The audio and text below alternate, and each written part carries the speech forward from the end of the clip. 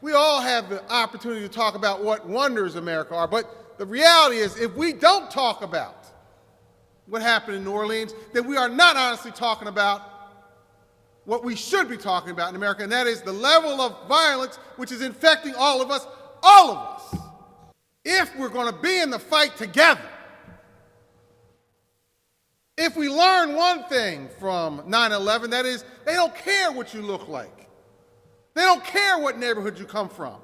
They don't care about your socioeconomic background. They don't care about our petty differences. What they care about is that we're Americans.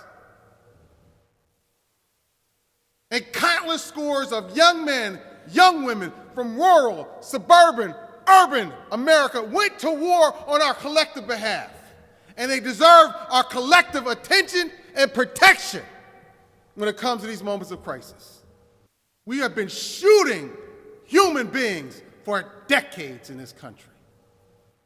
And we've been underreporting the consequence of that misery, regardless of who writes about it or talks about it.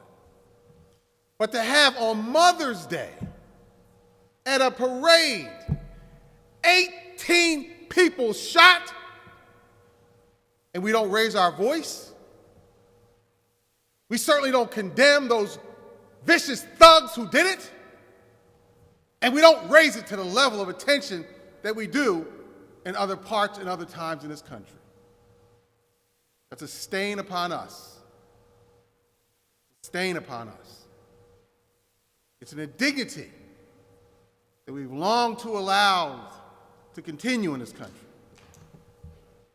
To face honestly this condition of violence is not something one is born with their DNA.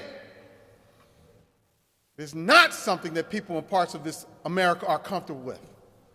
It is not something that is bred into somebody who lives in an urban dwelling. It is not something a mother or a father simply allows to condition or to continue.